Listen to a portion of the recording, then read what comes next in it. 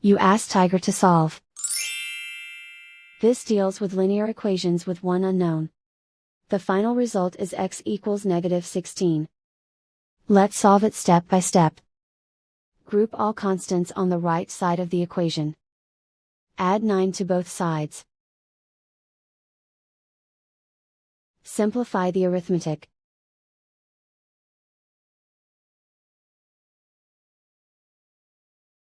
Isolate the x. Multiply both sides by 4.